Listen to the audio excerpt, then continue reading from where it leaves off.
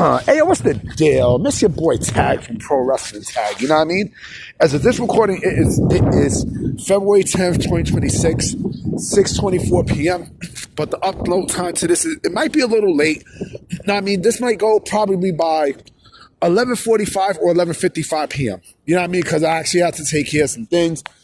You know what I mean? So this is definitely the first and last video of the day. Now, I mean, it's not a lot of news that's out today. You know what I'm saying? Not, this week has kind of like been a little bit boring and such in terms of wrestling news and such. No, nothing really to sink your teeth into. I mean, Raw was okay. Nothing really spectacular, but what can you do? Right? So I decide to, to come up with a topic that I would usually talk about on Sunday. You know what I mean? Like my discussion Sundays. But I figure, you know what? Let's do it today. You know what I mean? Because I gotta give out content, and I'm glad that I stumbled upon this because, this morning while I was at work, I was waiting for staff at my job to call me in for our usual morning meeting and such.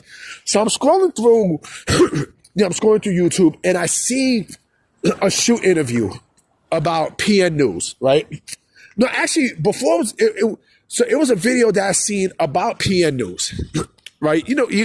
So PN News was this wrestler, right? That he had like a real his gimmick, especially in WCW, was cheesy. Like he was a white rapper, you know what I mean? He was basically kind of like, how can I say it? He was like, he was definitely inspired by 2 Live Crew. Know what I mean? But he's like, yo, baby, yo. You know what I mean? Like he was a big fat guy and, he was inspired from he's like a mixture of 2 Live Crew and fucking PM Dawn. Know what I mean? Because PN News and such. So, they did a shoot interview, right? With a couple of wrestlers and, he actually stole from wrestlers. Like, he was stealing shit from wrestlers and, he beat the shit out of them and everything. And it got me thinking, like, a lot of these shoot interviews that you see, like, they're more entertaining than the fucking storylines themselves. Because I hear a lot of stories about motherfuckers getting beat up and, and stomped out because of shit that they shouldn't have done and, the backstage shit. Like the funniest one that I've seen, like there's 2 that came to my mind, right? But it also depends on who's doing the interviewing, right? So I seen one with the Nation of Domination of Ahmed Johnson. And, it was definitely confirmed by people like Mark Henry and hold on real quick. Yeah, it was confirmed by Mark Henry and the Godfather, about a backstage fight that D'Lo Brown had with Ahmed Johnson, right?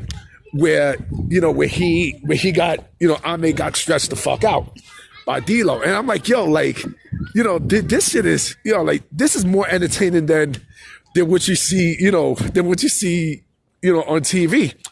And I'm like, man, like, the stories and the vivid way how people say the stories, it's just fucking amazing, right? Another one that I seen was let me see, I think it was Shane Douglas.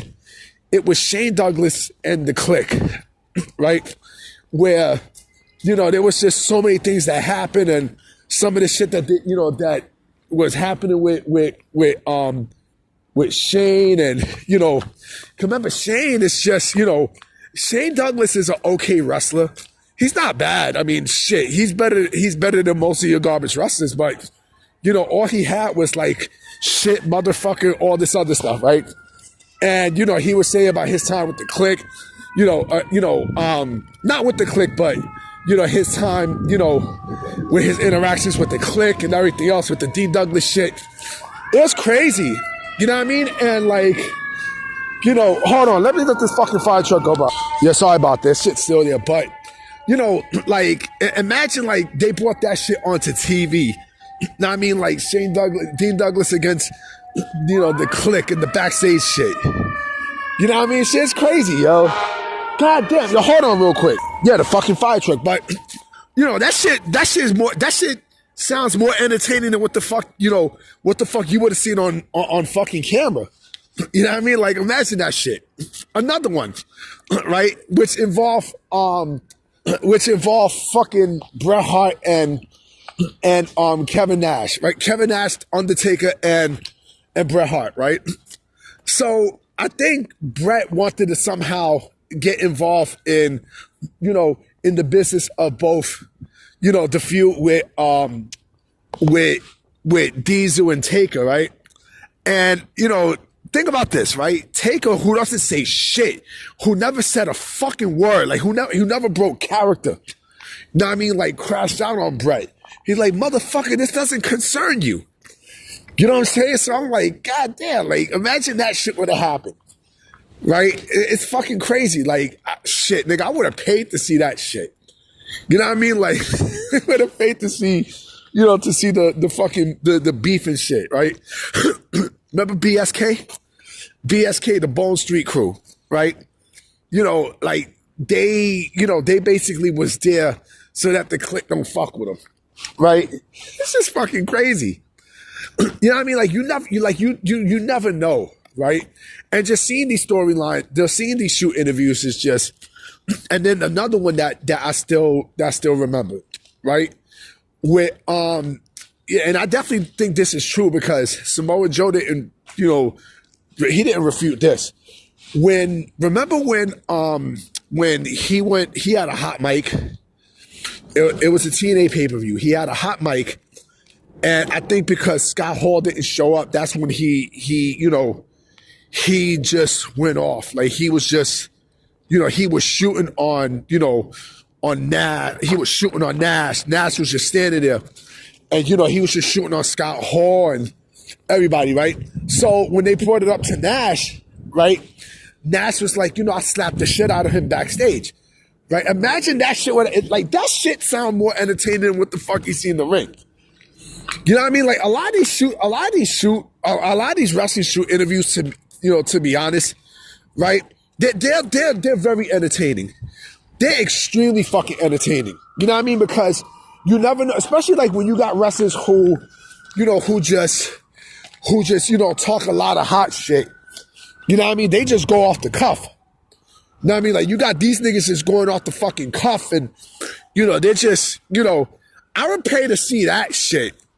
You know what I mean? Like, then to see what the fuck you have now. Like, this is why, like, I don't get, like, why they don't incorporate a lot of backstage shit onto real life stuff. They have, you know what I mean? They turn shoots into angles. I mean, the fucking,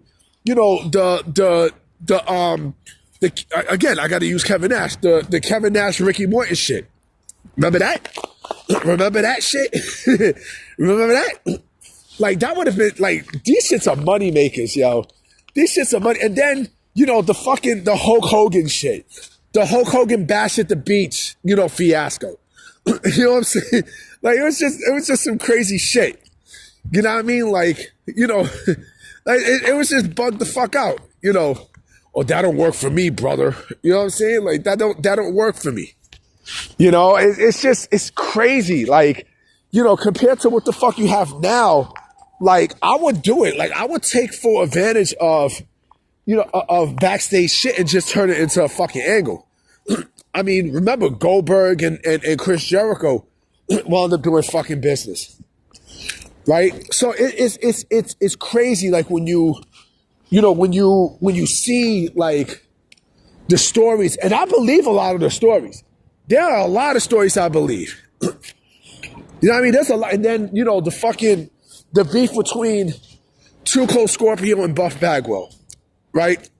Like, seeing that shit, like, it's just fucking crazy. It's insane when you think about it. It's bugged.